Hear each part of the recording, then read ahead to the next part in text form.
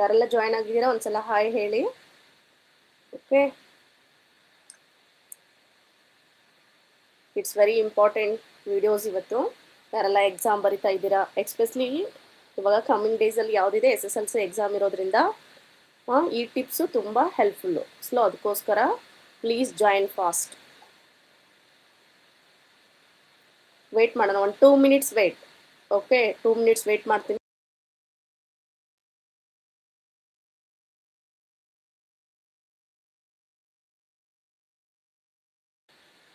So 2 minutes wait ಮಾಡ್ತೀನಿ. ಯಾರೆಲ್ಲ join ಆಗಿದ್ದೀರಾ ಓಕೆ ಹಾಯ್ ಅಂತ ಹೇಳಿ. Good evening.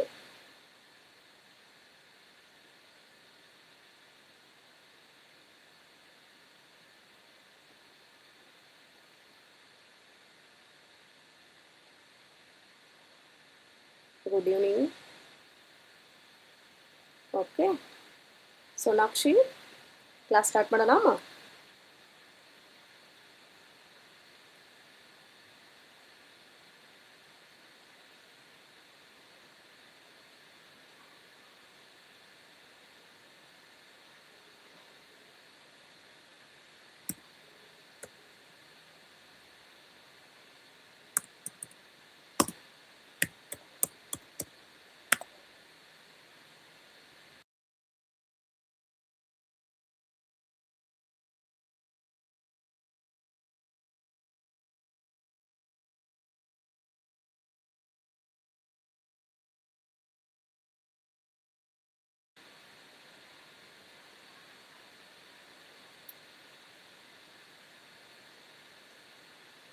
Yes ma'am.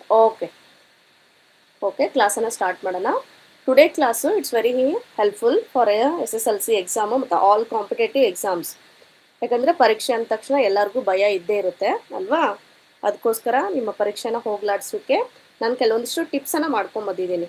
Okay, ನಿಮಗೆ ಮಾತ್ರ ಅಲ್ಲ, ಇವನ್ ಎಲ್ಲ ಕಾಂಪಿಟೇಟಿವ್ ಎಕ್ಸಾಮ್ ಬರೆಯೋರಿಗೂ ಸಹ ಪರೀಕ್ಷೆ ಅಂದ ತಕ್ಷಣ ಭಯ ಇದ್ದೇ ಇರುತ್ತೆ. ಸೊ ಈ ಕೆಲವೊಂದಿಷ್ಟು ಟಿಪ್ಸನ್ನು ನಾನು ಹೇಳೋದನ್ನು ನೀವು ಮೈಂಡಲ್ಲಿ ಇಟ್ಕೊಂಡ್ರೆ ಈಸಿಯಾಗಿ ನೀವು ಎಕ್ಸಾಮನ್ನು ಕ್ಲಿಯರ್ ಮಾಡ್ಕೋಬೋದು. ಓಕೆ, ಯಾವುದೇ ಪರೀಕ್ಷೆಯ ಭಯ ಇರೋಂಗಿಲ್ಲ. ಸೊ ನೋಡಿ, ಫಸ್ಟ್ ಟಿಪ್ಸ್ ಏನಿದೆ, first slide SSLC exam hall tips. 10 secret tips for students. 10 secret tips.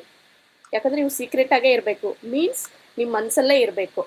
ಅಂದಾಗ ಮಾತ್ರ ನಿಮ್ಗೇನಾಗುತ್ತೆ, ಎಕ್ಸಾಮಲ್ಲಿ ಯಾವುದೇ ಟೆನ್ಷನ್ ಇಲ್ಲಾರ್ದಂಗೆ ಆನ್ಸರನ್ನು ನೀವು ಮಾಡ್ಬೋದು. ಸೊ ಅದಕ್ಕೋಸ್ಕರ ಎಲ್ಲ ನೀವು ನಮ್ಮ ಸ್ಟೂಡೆಂಟ್ಸ್ ಎಲ್ಲ ರಿಕ್ವೆಸ್ಟ್ ಮಾಡ್ಕೊಂಡಿದ್ದೀರಿ ಅಂತ ನಿಮಗೋಸ್ಕರ ಈ ವಿಡಿಯೋನ ತಂದಿದ್ದೀನಿ. ವಿಡಿಯೋನ ಎಂಡ್ ಆಗೋವರೆಗೂ ನೋಡಬೇಕು, ಮಧ್ಯೆ ಮಧ್ಯೆ ಯಾವುದಕ್ಕೂ ಸ್ಕಿಪ್ ಮಾಡಬಾರ್ದು, ಯಾಕಂದರೆ ನಿಮಗೆ ಅರ್ಥ ಆಗಬೇಕಲ್ವಾ? ಅದಕ್ಕೋಸ್ಕರ. ಸೊ ಆ ಟಿಪ್ಸು ಯಾವ್ಯಾವು ಅನ್ನೋದನ್ನು ಇವತ್ತಿನ ಕ್ಲಾಸಲ್ಲಿ ನಾವು ಡಿಸ್ಕಷನ್ ಮಾಡೋಣ.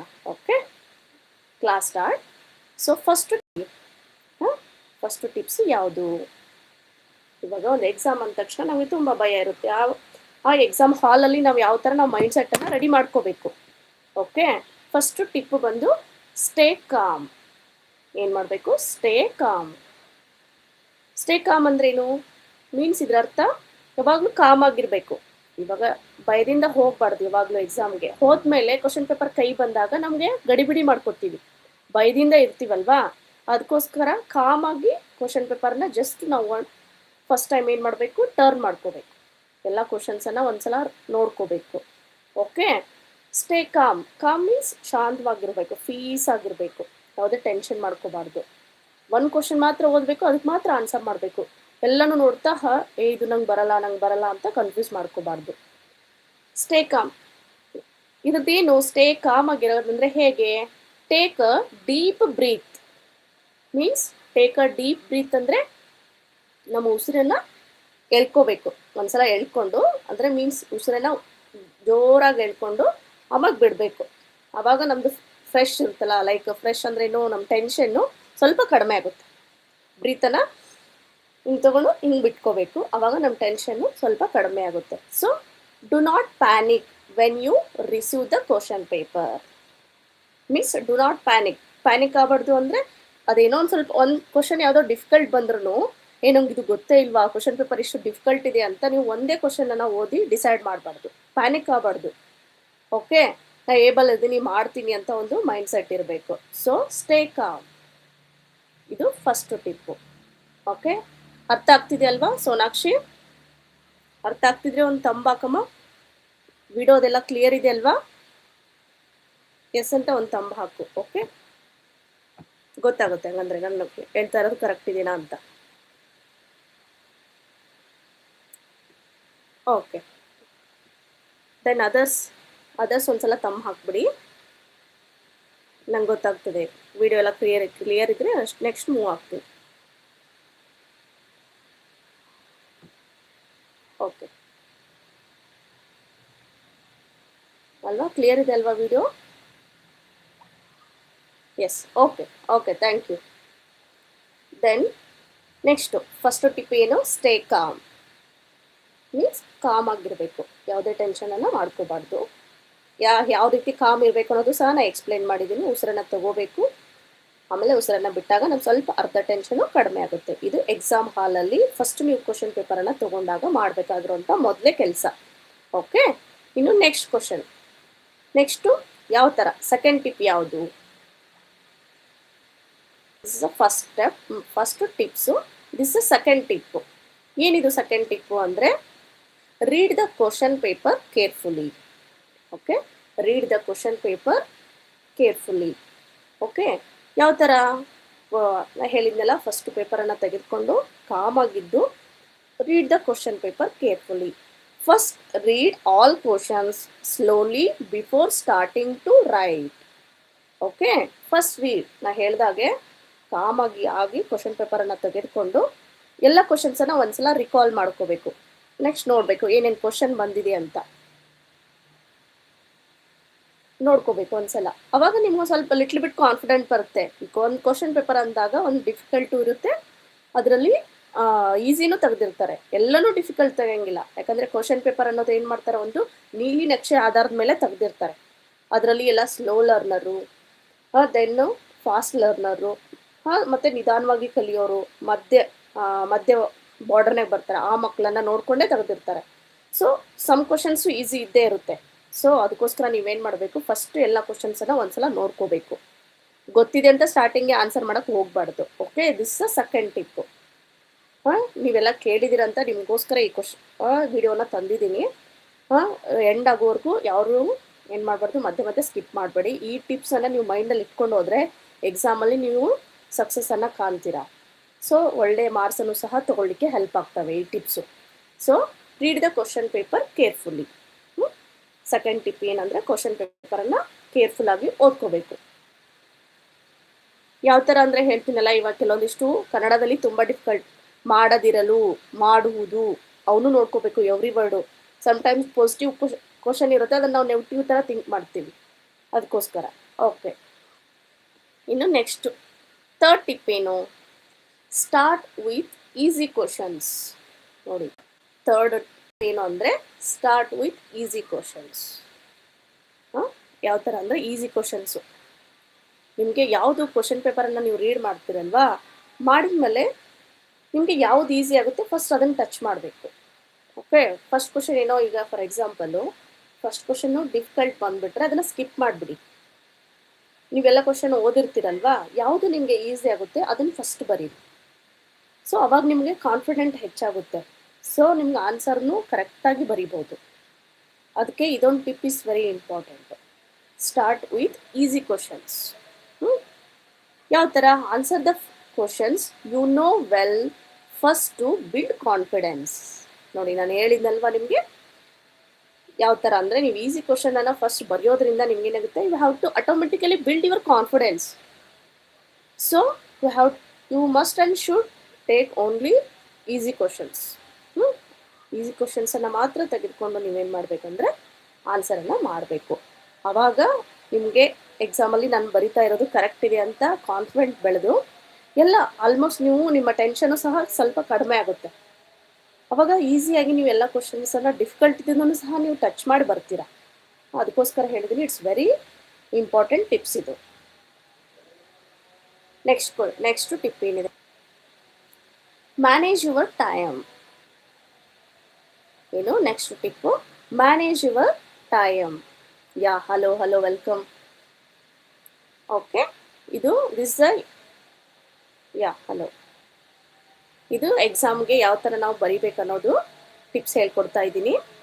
ಸೊ ಇದು ಅದರಲ್ಲಿ ಒಂದು ಟಿಪ್ಸು, ಮ್ಯಾನೇಜ್ ಯುವರ್ ಟೈಮ್. ಯಾವ ಥರ ಮ್ಯಾನೇಜ್ ಮಾಡಬೇಕು ಎಕ್ಸಾಮಲ್ಲಿ, it's very important Tipu.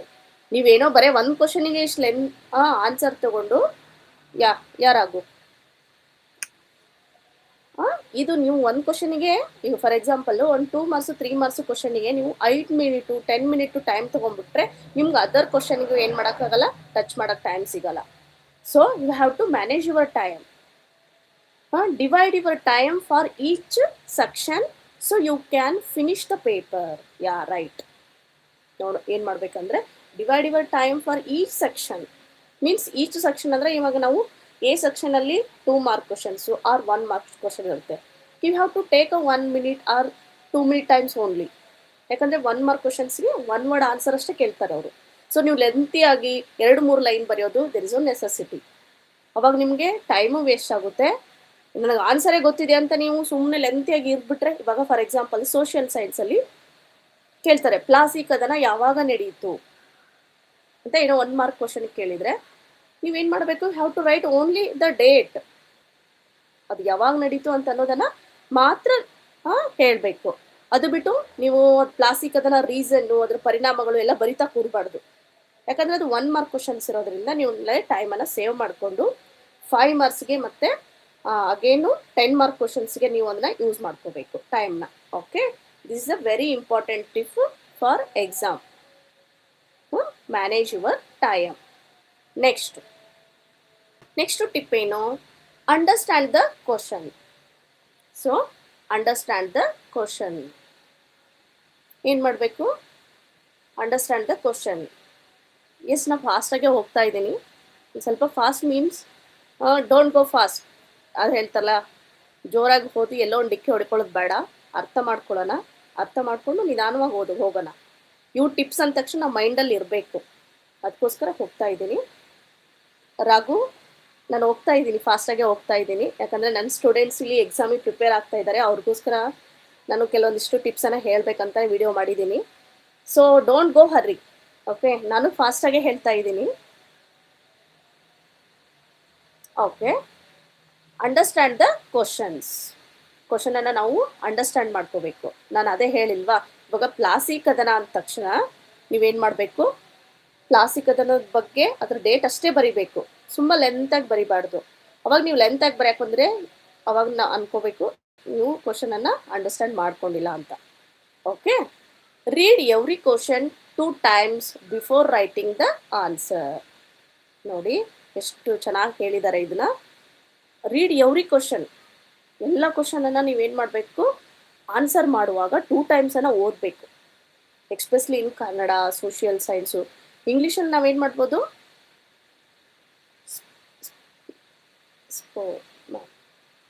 Okay, hi Shilpa, hi. ಇದು ಇವತ್ತಿನ ವಿಡಿಯೋ ಬಂದು ಶಿಲ್ಪ ಟಿಪ್ಸ್ ಫಾರ್ ಎಕ್ಸಾಮಲ್ಲಿ ನಾವು ಯಾವ ಥರ ಭಯವನ್ನು ಹೋಗಿಸ್ಕೋಬೇಕು ಅನ್ನೋದಕ್ಕೆ ನಾನು ಕೆಲವೊಂದಿಷ್ಟು ಟಿಪ್ಸನ್ನು ತಂದು ಕೊಟ್ಟಿದ್ದೀನಿ.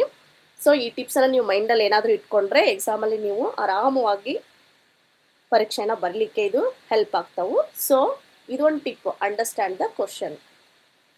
ಹೇಳಿದ್ದಲ್ಲ, ಎವ್ರಿ ಕ್ವಶನನ್ನು ನೀವು ಬರೆಯುವಾಗ ಅವ್ರು ಏನು ಕೇಳಿದ್ದಾರೆ ಮಾತ್ರ ಅದಕ್ಕೆ ಉತ್ತರ ಕೊಡಬೇಕು. 1 time ಅಲ್ಲ 2 times ಓದಬೇಕು. ಕನ್ನಡಗೆ ಸಮ್ಟೈಮ್ಸು ಮಾಡೋದಿರಲ್ವು ಅಂತ ಕೇಳಿರ್ತಾರೆ, ನೀವು ಮಾಡುವುದು ಅಂತ ತಿಳ್ಕೊಂಡು ಆನ್ಸರ್ ಮಾಡಿಬಿಟ್ಟಿರ್ತೀರ. ಅದಕ್ಕೆ ಎವ್ರಿ ಲೆಟರನ್ನು ನೀವೇನು ಮಾಡಬೇಕು, 1 ಸಲ ಅಲ್ಲ 2 ಸಲ ಓದ್ಕೊಂಡು ಆನ್ಸರ್ ಮಾಡಬೇಕು. Okay, this is a very important tip, understand the question. Okay, then next it's okay join ನಾವು. ಇವಾಗ ನೋಡ್ಕೊ, ವಿಡಿಯೋ ನೋಡ್ಕೊ. Then write neatly. Okay, this is also one of the very important tips. Write neatly. ನೀವು ಹೆಂಗೋ answer ಗೊತ್ತು ನಮಗೆ, ಏನೋ ಮಾಡ್ತೀರಾ ಅಂದರೆ ನಿಮ್ಮ ಹ್ಯಾಂಡ್ ರೈಟಿಂಗೇ ಸರಿ ಇಲ್ಲ ಅಂದರೆ ವ್ಯಾಲ್ಯೂಷನ್ ಯಾವ ಥರ ಮಾಡಬೇಕು ಅಲ್ವಾ? ಅದಕ್ಕೋಸ್ಕರ ಹ್ಯಾಂಡ್ ರೈಟಿಂಗು ತುಂಬ ದುಂಡಾಗಿ ಬರಿಬೇಕು. Likes good hand writing and neat answers help the examiner understand easily. Okay, good hand writing and neat answers. ಹೆಂಗೋ ಗೊತ್ತಿದೆ ಅಂತ ಕಂಟಿನ್ಯೂ ಪ್ಯಾಸೇಜ್ ಮಾಡ್ತಾ ಹೋಗಬಾರ್ದು. ಫಾರ್ ಎಕ್ಸಾಂಪಲ್ ಈಗ ಸೋಷಿಯಲ್ ಸೈನ್ಸಲ್ಲಿ ಪ್ಲಾಸ್ಟಿಕ್ ಅದ್ರ ಬಗ್ಗೆ ಏನಾದರೂ ಕೊಟ್ಟರೆ ಅದರ ಕಾರಣಗಳು ಅಂತ ಹಾಕಿ ಏನು ಮಾಡಬೇಕು, ಪಾಯಿಂಟ್ಸನ್ನು ಹಾಕ್ತಾ ಹೋಗಬೇಕು. ಅದು ಈ ಎಕ್ಸಾಮ್ನರ್ ಇರ್ತಾರಲ್ಲ ವ್ಯಾಲ್ಯುವೇಟರ್ ಮಾಡೋರಿಗೆ ಅದು ಈಸಿ ಆಗಿಬಿಡುತ್ತೆ. ಇವಾಗ ಈಸಿಯಾಗಿ ನಿಮಗೆ 3 ಮಾರ್ಕ್ಸ್ ಇದ್ರೆ 3 ಮಾರ್ಕ್ಸ್ ಅಂತ ತೊಗೋಬೋದು, 5 ಮಾರ್ಕ್ಸ್ ಇದ್ರೆ 5 ಮಾರ್ಕ್ಸ್ ತೊಗೋಬೋದು. ಯಾಕಂದರೆ ವ್ಯಾಲ್ಯುವೇಟರ್ ಮಾಡೋರಿಗೆ ನಿಮ್ದು ಒಂದೇ ಪೇಪರ್ ಇರೋಂಗಿಲ್ಲ. ಅವ್ರಿಗೆ ಎಷ್ಟೊಂದು ಟೈಮ್ ಕೊಟ್ಟಿರ್ತಾರೆ, ಆ ಟೈಮಲ್ಲಿ ಅವ್ರ ಟಾರ್ಗೆಟ್ ಇಷ್ಟು ಪೇಪರನ್ನು ಮುಗಿಸ್ಬೇಕಾಗಿರುತ್ತೆ. ಸೊ ಅದಕ್ಕೋಸ್ಕರ ಏನಾಗುತ್ತೆ ಅಂದರೆ ನೀವು ಹ್ಯಾಂಡ್ ರೈಟಿಂಗನ್ನ ನೀಟಾಗಿ ಬರಿಬೇಕು, ಪಾಯಿಂಟ್ಸ್ ಮಾಡಿ ಬರಿಬೇಕು. ಅವಾಗ ಏನಾಗ್ತದೆ ಅಂದರೆ ನೀವು ಈಸಿಯಾಗೆಲ್ಲ ಮಾರ್ಕ್ಸನ್ನು ತೊಗೋಬೋದು.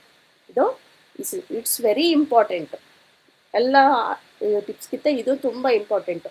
ನಿಮ್ಗೆ ಆನ್ಸರ್ ಗೊತ್ತಿದ್ರು ನೀವು ಹ್ಯಾಂಡ್ ರೈಟಿಂಗ್ ಸರಿ ಇಲ್ಲ ಅಂದರೆ ನೀವು ಮಾರ್ಕ್ಸ್ ತೊಗೊಳಕ್ಕೆ ಸಾಧ್ಯ ಇಲ್ಲ. So write neatly, this is one of the tip. ಇನ್ನು next, do not leave questions blank. ನೋಡಿ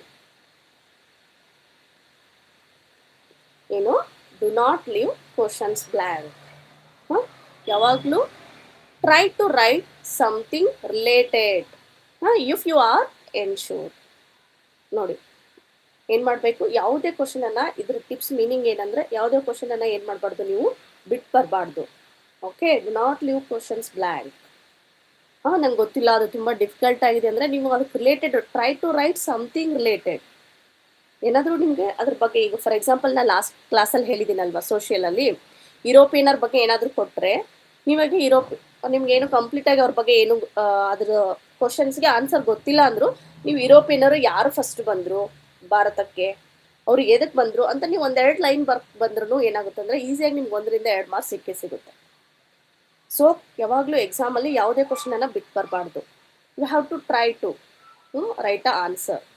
ಅಟ್ಲೀಸ್ಟ್ ನಿಮ್ಗೆ ಏನು ಗೊತ್ತು ನಿಮ್ಮ ಓನ್ ನಾಲೆಜ್ನ ಯೂಸ್ ಮಾಡಿಕೊಂಡು ಎಲ್ಲ ಕ್ವಶನ್ಸನ್ನು ಸಹ ಏನು ಮಾಡಬೇಕು, ಟಚ್ ಮಾಡ್ಕೊಂಡು ಬರಬೇಕು. ಸೊ ಇದು ಏನಂದರೆ ಎಕ್ಸಾಮ್ನಲ್ಲಿ ಮಾಡಬೇಕಾದಂಥ ನೀವು ಮೇನ್ ಕೆಲಸ. ನನಗೆ ಯಾವ್ದು ಗೊತ್ತು ಅದನ್ನಷ್ಟೇ ಬರ್ಕೊಂಡು ಬರೋದು ಬೇಡ. ಸೊ ನೀವೇನು ಮಾಡಬೇಕು, ಎಲ್ಲ ಕ್ವಶನ್ಸನ್ನು ಏನು ಮಾಡಬೇಕು, ನೀವು ಟಚ್ ಮಾಡೇ ಬರಬೇಕು. ಅಂದಾಗ ನೀವು ಪಾಸೂ ಆಗ್ತೀರಾ, ಸ್ಕೋರು ಆಗುತ್ತೆ ನಿಮಗೆ ಈಸಿಯಾಗಿ. ಸೊ ಇದು ಒಂದು ನಿಮಗೆ important tip. Next, check questions numbers. ಇದು ಇಟ್ಸ್ ವೆರಿ ಇಂಪಾರ್ಟೆಂಟ್. ಓಕೆ, ಏನು ಮಾಡಬೇಕು, ಚೆಕ್ ಕ್ವಶನ್ಸ್. ಈಗೆಲ್ಲ ಗೊತ್ತು ಅಂತ ನನಗೆ ನೀವೆಲ್ಲ ಆನ್ಸರ್ ಬರ್ಬಂದ್ಬಿಟ್ಟಿರ್ತೀರ. ಬಟ್ ಅದು ಫಸ್ಟ್ ಆನ್ಸರ್ಗೆ ನೀವು ಸೆಕೆಂಡ್ ಅಂತ ಹಾಕಿ ಬಂದುಬಿಟ್ಟಿರ್ತೀರ. ಆನ್ಸರ್ ಫಸ್ಟ್ ಫಸ್ಟಿಗೆ ನೀವು ಏನು ಮಾಡಿರ್ತೀರ, ಆನ್ಸರ್ 2 ಅಂತ, ಕ್ವಶನ್ ನಂಬರ್ 2 ಅಂತ ಹಾಕಿ ಬಂದುಬಿಟ್ಟಿರ್ತೀರ. ಆವಾಗ ವ್ಯಾಲ್ಯೂಟರ್ಗೆ ಕನ್ಫ್ಯೂಸ್ ಆಗ್ಬಿಡುತ್ತೆ. ಯಾಕಂದರೆ ಕ್ವಶನ್ ನಂಬರ್ 2ನೇ ಬೇರೆ ಇರುತ್ತೆ, ನಿಮ್ಮ ಆನ್ಸರೇ ಬೇರೆ ಇರುತ್ತೆ. ಓಕೆ, ಅದಕ್ಕೋಸ್ಕರ ಏನು ಮಾಡಬೇಕು, ನೀವು ಫಸ್ಟ್ ಎಲ್ಲ ಬರೆದಾದ್ಮೇಲೆ ಇನ್ನೊಂದ್ಸಲ ನೀವೇನು ಮಾಡಬೇಕು, ಕ್ವಶನ್ನಿಗೆ ಮತ್ತು ಆನ್ಸರ್ಗೆ ಟ್ಯಾಲಿ ಮಾಡ್ಕೋಬೇಕು. ಕ್ವಶನ್ ನಂಬರು ಮತ್ತು ಆನ್ಸರ್ ಶೀಟಲ್ಲಿರುವಂಥ ನಂಬರ್ಗೆ ಟ್ಯಾಲಿ ಮಾಡ್ಕೋಬೇಕು. It's very important. Most of the students ಇದನ್ನೇ ಮಿಸ್ಟೇಕ್ ಮಾಡಿ ಬರೋದು. ಏನು ಮಾಡ್ತಾರೆ ಅಂದರೆ ಕನ್ಫ್ಯೂಸಲ್ಲಿ ಏನು ಮಾಡ್ತಾರೆ, ಬೇಗ ಆನ್ಸರ್ ಬರೀತಾರೆ. ತಮ್ಗೆ ಯಾವ್ದು ಹೆಂಗಂದ್ರೆ ಸ್ಕಿಪ್ ಮಾಡಿರ್ತೀವಲ್ವ ನಾವು, ಯಾವ್ದು ನಮ್ಗೆ ಈಸಿ ಆಗಿರುತ್ತೆ ಅದನ್ನು ಫಸ್ಟ್ ಬರೆದಿರ್ತೀವಿ. ಫಾರ್ ಎಕ್ಸಾಂಪಲ್ ಈಗ ಕ್ವಶನ್ ನಂಬರ್ ನನಗೆ 8 ಈಸಿ ಆಗಿರುತ್ತೆ, ನೀವು 8 ಅಂತ ಹಾಕ್ಬಿಡಲ್ಲ, ಸೀರಿಯಲ್ ನಂಬರ್ 1 ಅಂತ ಹಾಕ್ಬಿಟ್ಟಿರ್ತೀರ. ಅವಾಗ ಏನಾಗುತ್ತೆ, ಈಸಿಯಾಗಿ ನೀವೇನು ಮಾಡಿ ಮಾರ್ಕ್ಸನ್ನು ಲಾಸ್ ಮಾಡ್ಕೋತೀರಾ. ಸೊ ಅದಕ್ಕೋಸ್ಕರ ಹೇಳ್ತಾ ಇದ್ದೀನಿ, check questions numbers. After end of the exam ಈ ಕೆಲಸವನ್ನು ನೀವು ಮೊದಲಿಗೆ ಮಾಡ್ಕೋಬೇಕು. ಅರ್ಥ ಆಗ್ತಿದ್ವಲ್ವಾ ಸೋನಾಕ್ಷಿ, ಶಿಲ್ಪಾ? ಫಾಸ್ಟ್ ಆಗ್ತಾ ಇದ್ದೀನಾ? ಹೇಗೆ ಟಿಪ್ಸ್ ಎಲ್ಲ ಚೆನ್ನಾಗಿದ್ದಾವ? ಹೆಲ್ಪ್ ಆಗ್ತಾವ? ಓಕೆ, ಒಂದು ತಮ್ಮ ಕೊಡಿ ಹೇಗಿದ್ರೆ ನಂಗೆ ಗೊತ್ತಾಗುತ್ತೆ.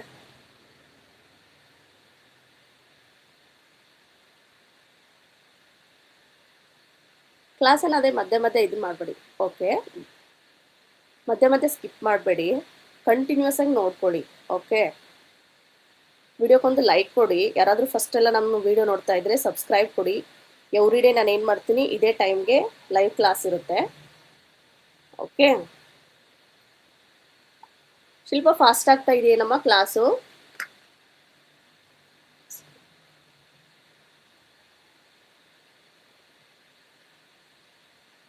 ಇಲ್ವಲ್ಲ, ಫಾಸ್ಟ್ ಆಗ್ತಾ ಇದೆ ಅಲ್ವಲ್ಲ? ಹೇಗೆ ರಿಯಾಕ್ಟ್ ಮಾಡಿ, ತಮ್ಮ ಕೊಡಿ, ಒಬ್ಬರಾದ್ರೂ ಗೊತ್ತಾಗುತ್ತೆ.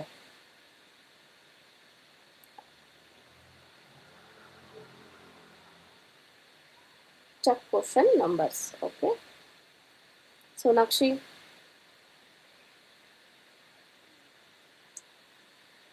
Okay, done. ನೆಕ್ಸ್ಟು ನೋಡಿ, ಕ್ವಶನನ್ನು ನೀವು ಕರೆಕ್ಟಾಗಿ ಚೆಕ್ ಮಾಡ್ಕೋಬೇಕು. ನೆಕ್ಸ್ಟ್ ಏನು tips, check your answer. Same ಇದು ಅದೇ ಥರ ಕ್ವಶನ್ ನಂಬರನ್ನು ನೀವೇನು ಮಾಡ್ಕೋಬೇಕು, ಕರೆಕ್ಟ್ ನಾವು ಕ್ವಶನ್ ಹಾಕಬೇಕು. ನೆಕ್ಸ್ಟ್ ಇಲ್ಲಿ ಏನು ಮಾಡ್ಬೋದು, after 10 minutes end of the exam. ಹಾಂ, ಓಕೆ ಮಾ, ಥ್ಯಾಂಕ್ ಯು. ಆ ಥರ ಕ್ಲಾಸಲ್ಲಿ ನಂಗೆ ರಿಯಾಕ್ಟ್ ಮಾಡ್ತಾ ಇದ್ರೆ ಗೊತ್ತಾಗುತ್ತೆ, ಓ ಸ್ಟೂಡೆಂಟ್ಸು ವಾಚ್ ಮಾಡ್ತಾ ಇದ್ದಾರೆ ವೀಡಿಯೋಸ್ ಅಂತ. ಓಕೆ, ಕಂಟಿನ್ಯೂ ಆಗಿ ನಾವು ಒಂಥರ ನಂದೇ ಒಬ್ರದ್ದೇ ಎಕ್ಸ್ಪ್ರೆಷನ್ ಇದ್ದು ನೀವೆಲ್ಲ ಸೈಲೆಂಟ್ ಆಗಿಬಿಟ್ರೆ ಓಕೆ, ಟಿಪ್ಸ್ ಎಲ್ಲ ಹೆಲ್ಪ್ ಆಗ್ತಿದೆ ಅಲ್ವಾ? Okay, it's okay. What no ma'am?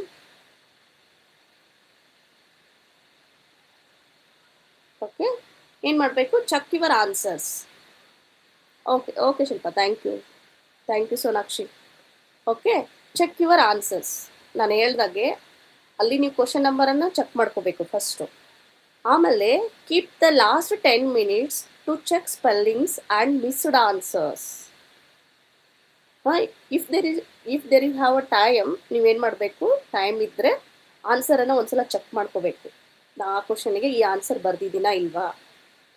Question number correct ಹಾಕಿರ್ತೀರ, ಬಟ್ ಆನ್ಸರ್ ರಿಲೇಟೆಡ್ ಇರಲ್ಲ. ಯಾಕಂದರೆ ಬಿಕಾಸ್ ಆಫ್ ಟೆನ್ಷನ್ನು, ಎಕ್ಸಾಮ್ ಹಾಲಲ್ಲಿ ಆ ಥರ ಎಲ್ಲರಿಗೂ ಟೆನ್ಷನ್ ಇದ್ದೇ ಇರುತ್ತೆ. Not only SSLC students, even competitive exam ಬರೆಯುವಂಥ ನಮ್ಮಂಥವ್ರಿಗೂ ಸಹ ತುಂಬ ಟೆನ್ಷನ್ ಇದ್ದೇ ಇರುತ್ತೆ. ಅದಕ್ಕೋಸ್ಕರ ನಾನು ಹೇಳ್ತಾ ಇರೋದು, ಈ ಟಿಪ್ಸನ್ನು ಮೈಂಡಲ್ಲಿ ಇಟ್ಕೋಬೇಕು. ವಿಡಿಯೋ ಎಂಡ್ ಆದಮೇಲೂ ಸಹ ನೀವೇನು ಮಾಡಬೇಕು, ಅಗೇನು ನಾನು ಏನು ಹೇಳಿದ್ದೀನಿ ಈ ಟಿಪ್ಸನ್ನು ಎಕ್ಸ್ಪ್ರೆಸ್ಲಿ ನೀವು ಮೈಂಡಲ್ಲಿ ಇಟ್ಕೊಂಡು ಹೋದಾಗ ಮಾತ್ರ ನಿಮ್ಗೇನಾಗುತ್ತೆ, ಕಾಮಾಗಿ ಆನ್ಸರ್ ಮಾಡೋಕ್ಕೆ ಸಾಧ್ಯ ಆಗುತ್ತೆ. 10 ಮಿನಿಟ್ಸ್ ಟೈಮ್ ಏನಾದರೂ ಇದ್ದರೆ ನಿಮಗೆ ಆನ್ಸರನ್ನು ಚೆಕ್ ಮಾಡ್ಕೋಬೇಕು. ಲೈಕ್ ಸ್ಪೆಲ್ಲಿಂಗ್ಸು, ನಾನು ಇವನ್ ಕ್ಲಾಸಲ್ಲೂ ಹೇಳ್ತಾ ಇರ್ತೀನಿ, ಸ್ಪೆಲ್ಲಿಂಗ್ಸು ಎಕ್ಸ್ಪೆಷಲಿ ಇನ್ ಕನ್ನಡ. ಎಸ್, ಓಕೆ, ಕನ್ನಡ ಮತ್ತು ಇಂಗ್ಲೀಷಲ್ಲಿ ಏನಂದರೆ ಸ್ಪೆಲ್ಲಿಂಗ್ಸ್ ವೆರಿ ಇಂಪಾರ್ಟೆಂಟು. ಸ್ಪೆಲ್ಲಿಂಗ್ಸ್ ಏನಾದರೂ ಮಿಸ್ಟೇಕ್ ಆಗಿದ್ದರೆ ನೀವು ಆಟೋಮೆಟಿಕಲಿ ಏನಾಗುತ್ತಂದರೆ ಮಾರ್ಕ್ಸನ್ನು ಕಳ್ಕೊಂಡ್ಬಿಡ್ತೀರ.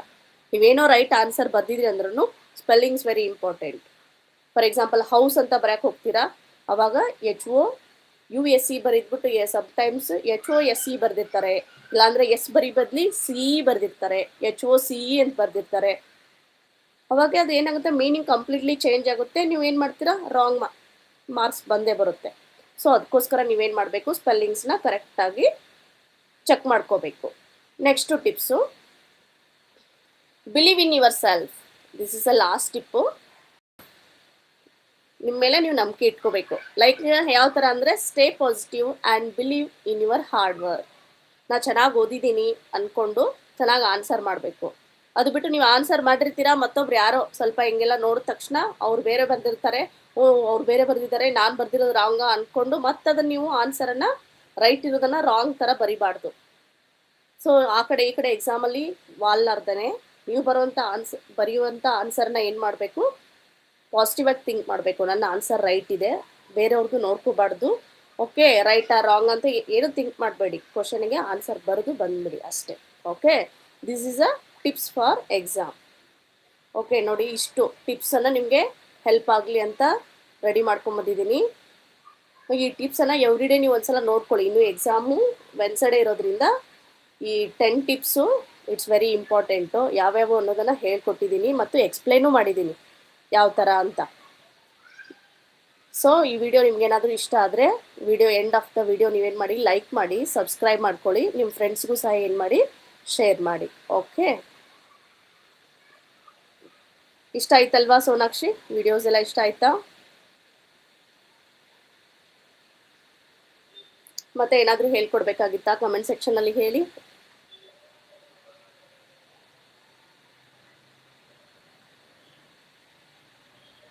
ಶಿಲ್ಪ ಸ್ಲೋ ಆಗ್ತಾ ಇದ್ದೀನಾ? ನಾನು ಕಂಟಿನ್ಯೂ ಆಗಿ ಹೇಳ್ತಾ ಇದ್ದೀನಿ. ಯಾವ ಥರ ಸ್ಲೋ ಆಗ್ತಾ ಇದೆ?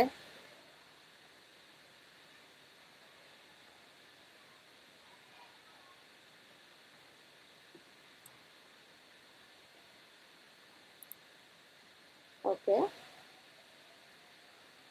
ನಾನು ಕಂಟಿನ್ಯೂ ಆಗಿ ಫಾಸ್ಟಾಗಿ ಹೇಳ್ತಾ ಇದ್ದೀನಿ. ಅದು ಯಾವ ಥರ ಸ್ಲೋ ಆಗ್ತಾ ಇದೆ ಗೊತ್ತಿಲ್ಲ. Okay, thank you for joining. Tomorrow ಸಹ ಇದೇ ಸೇಮ್ ಟೈಮ್ಗೆ ಬೇರೆ ವಿಷಯದೊಂದಿಗೆ ಬರ್ತೀನಿ. ಇದು ನಿಮಗೆ ಎಕ್ಸಾಮ್ಗೆ ಹೆಲ್ಪ್ ಆಗಲಿ ಅಂತ ಈ ವಿಡಿಯೋ ಮಾಡಿದ್ದೀನಿ.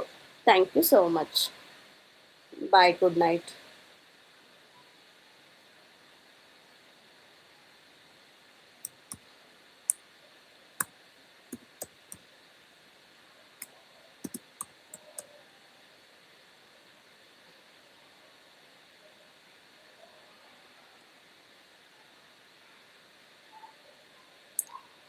ಶಿಲ್ಪ, ನಾಳೆ ರೈಟ್ ಟೈಮಿಗೆ ಜಾಯ್ನ್ ಆಗಮ್ಮ. 8 o'clock ಜಾಯ್ನ್ ಆಗೋ. ತುಂಬ ಮಿಸ್ ಮಾಡ್ಕೊತಿದ್ಯಾ.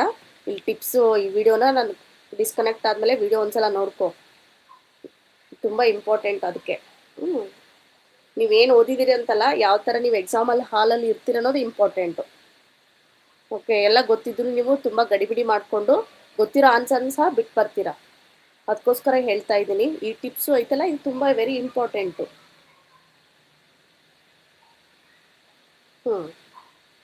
ಎಸ್. ಸ್ಪೀಡಾಗೆ ಕ್ಲಾಸ್ ಸ್ಪೀಡಾಗೆ ನಡೀತಾ ಇದೆ. ನಾನು ಸ್ಪೀಡಾಗೆ ಹೇಳ್ತಾ ಇದ್ದೀನಿ. ಎಲ್ಲ ಗೊತ್ತಿರುತ್ತೆ ಆನ್ಸರ್ ನಿಮಗೆ, ಬಟ್ ನೀವು ತುಂಬ ಗಡಿಬಿಡಿ ಮಾಡ್ಕೊಂಡು ಏನು ಮಾಡ್ಬಿಡ್ತೀರಾ ಅಂದರೆ ಎಕ್ಸಾಮ್ ತುಂಬ ಕನ್ಫ್ಯೂಸ್ ಮಾಡ್ಕೊಂಡ್ಬಿಡ್ತೀರಾ. ಓಕೆ, ಅದಕ್ಕೋಸ್ಕರ ಈ ಸ್ಟೆಪ್ಸ್ನ ನೀವೆಲ್ಲ ಒಂದ್ಸಲ ನೋಡ್ತಾ ಇರಬೇಕು ಡೈಲಿ. ಓಕೆ, ನೀವು ಫ್ರೆಂಡ್ಸಿಗೆಲ್ಲ ಶೇರ್ ಮಾಡಿ. ಪಾಪ ಅವರು ಎಕ್ಸಾಮ್ ಬರಿತಾ ಇರ್ತಾರೆ, ಅವ್ರಿಗೂ ಇದೆಲ್ಲ ಸ್ವಲ್ಪ ಹೆಲ್ಪ್ ಆಗಲಿ. ಓಕೆ, ಈ ಟಿಪ್ಸ್ ಏನಾದರೂ ನೀವು ಫಾಲೋ ಮಾಡಿದರೆ 100% ನೀವು ಏನು ಮಾಡ್ತೀರಾ, ಎಕ್ಸಾಮಲ್ಲಿ ಸಕ್ಸಸ್ಸನ್ನು ಕಾಣ್ತೀರಾ. ಸೊ ನಾಟ್ ಓನ್ಲಿ SSLC, ಎಲ್ಲ ಕಾಂಪಿಟೇಟಿವ್ ಎಕ್ಸಾಮ್ಗೂ ಸಹ ಇವು ತುಂಬ ಹೆಲ್ಪ್ ಆಗುತ್ತೆ. ಅದಕ್ಕೋಸ್ಕರ ನೀವು ಕೇಳಿದ್ರಿ ಅಂತ ಈ ವಿಡಿಯೋನ ಮಾಡಿದ್ದೀನಿ. ಸೊ ಜಾಯ್ನ್ ಆಗಿದ್ದಕ್ಕೆ thank you so much. Okay, next tomorrow same time, ಇದೇ ಟೈಮ್ಗೆ ಎಲ್ಲರೂ ಕ್ಲಾಸ್ಗೆ ಅಟೆಂಡ್ ಆಗಬೇಕು. ಓಕೆ, 8 o'clock ಬೇರೆ ಸಬ್ಜೆಕ್ಟು, ನಾಳೆ ಬೇರೆ ಸಬ್ಜೆಕ್ಟನ್ನು ತೊಗೊಂಡು ಬರ್ತೀನಿ, ಅಟೆಂಡ್ ಆಗಬೇಕು. Okay, thank you.